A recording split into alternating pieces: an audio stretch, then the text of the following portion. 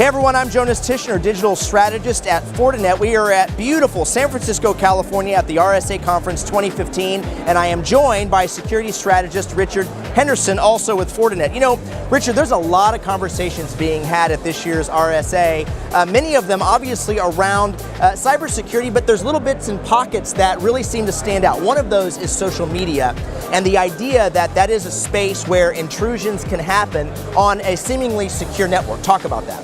Well, social media is one of those things that you have to be very careful in your enterprise, in your workplace.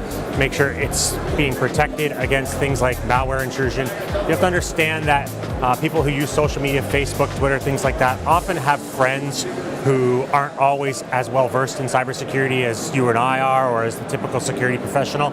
And those people often get their accounts hacked through other means, email delivery, and it cascades very quickly like that. So you can find things getting through your network, through Facebook or Twitter or any other social media account, because someone in your feed or your friends list has posted a link to malware, and you see your friend, you say, hey, look, what's that link about? Click it, next thing you know, you're infected. Social media can be a big part of a marketing campaign or even an amplification for smaller organizations. They may not be thinking about this. How would they protect themselves if they're a small mom and pop type company or a mid-market type company and they want to make sure they're still using social media properly? Can they set up policies and protection? Absolutely. So there's a couple key things you can do, especially in the smaller and mid-sized companies.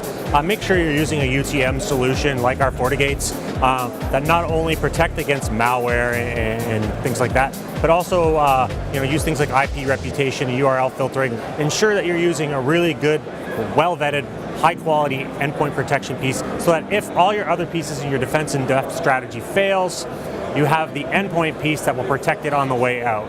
Plus, the final piece is on the outbound. If the malware has defeated all of those other pieces, they get through your initial filtering at the perimeter, into your social media, and then onto the desktop.